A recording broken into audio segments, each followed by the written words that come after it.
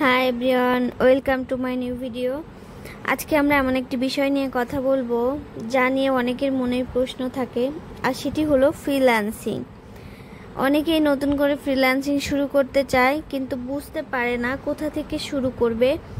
আজকের এই ভিডিওটিতে আমি তোমাদেরকে এমন কিছু টিপস দেব যা নতুনদের জন্য খুবই উপকারী হবে। ফ্রিল্যান্সিং মানেই হলো তোমার দক্ষতা বা স্কিলকে কাজে লাগিয়ে অর্থ উপার্জন করা। তাই ফ্রিল্যান্সিং শুরু করার প্রথম এবং সবচেয়ে গুরুত্বপূর্ণ ধাপ হলো তোমার মধ্যে কোন বিশেষ দক্ষতা আছে তা খুঁজে বের করা।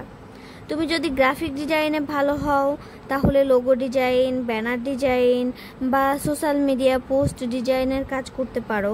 যদি লেখায় পারদর্শী হও তাহলে কন্টেন্ট রাইটিং, ব্লগিং বা স্ক্রিপ্ট রাইটিং করতে পারো। প্রোগ্রামিং বা web development, video editing, digital marketing, এরকম আরও অনেক কিছু আছে। তুমি যে কাজটি সবচেয়ে ভালো পারো এবং যেটি করতে তোমার ভালো লাগে সেটিই বেছে নাও। মানে তুমি যেটা ভালো বুঝতে পারো এটাই তোমার জন্য পারফেক্ট মনে করবে। অনেকেরই মনে এই প্রশ্নটা থাকে যে ফ্রিল্যান্সিংয়ে কি সবসময় কাজ পাওয়া যায়? এর উত্তর হলো হ্যাঁ, কাজ সবসময়ই থাকে, তবে সেই কাজগুলো পাওয়ার জন্য তোমাকে কিছু কৌশল জানতে হবে। প্রথমত তোমাকে একটি পোর্টফোলিও তৈরি করতে হবে। পোর্টফোলিও হলো তোমার কাজের নমুনা। তুমি যদি একজন গ্রাফিক ডিজাইনার হও তাহলে তোমার করা সেরা কিছু ডিজাইন একসাথে করে একটি পোর্টফোলিও ওয়েবসাইট তৈরি করতে পারো। ক্লায়েন্টরা তোমার কাজ দেখে বুঝতে পারবে তুমি কতটা দক্ষ। দ্বিতীয়ত মার্কেট প্লেসগুলোতে অ্যাক্টিভ থাকো। আপওয়ার্ক, ফাইবার, freelancer.com এর মতো প্ল্যাটফর্মগুলোতে নিয়মিত তোমার প্রোফাইল আপডেট করো এবং ভালো ভালো কাজ পাওয়ার জন্য আবেদন করো।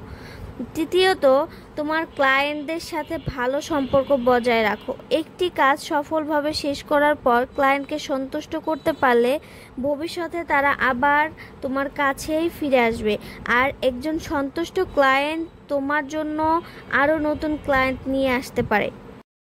ফ্রিল্যান্সিং জীবনে এমন সময়ও আসতে পারে যখন তোমার হাতে কোনো কাজ থাকবে না বা কাজ নেই মনে করো। এই সময়টাতে অনেকেই হতাশ হয়ে পড়ে, কিন্তু হতাশ না হয়ে এই সময়টাকে কাজে লাগাতে হবে। হাতে কাজ না থাকলে কি করা উচিত বা কি করতে পারো ওই সময়টাতে, এই বিষয়ে এখন কিছু টিপস দেব।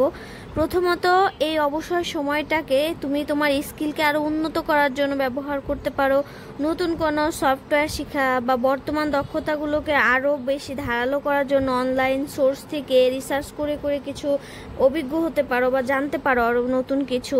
আর দ্বিতীয়ত, একাধিক স্কিল শেখার চেষ্টা করো।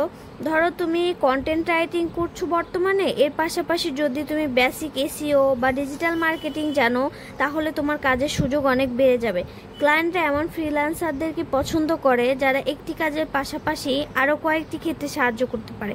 ধরো তোমাকে একজন ভার্চুয়াল অ্যাসিস্ট্যান্ট হিসেবে নিয়োগ দিল, এখন তুমি যদি তার একটি কাজের পাশাপাশি আরেকটি সার্ভিসও দিতে পারো, সেক্ষেত্রে কিন্তু তোমার সাথে ওই ক্লায়েন্টটা লং টাইম কাজ করার জন্য চিন্তা ভাবনা করবে। তো তুমি কিন্তু লং টাইমের জন্য একটা ক্লায়েন্ট ধরে রাখতে পারছো।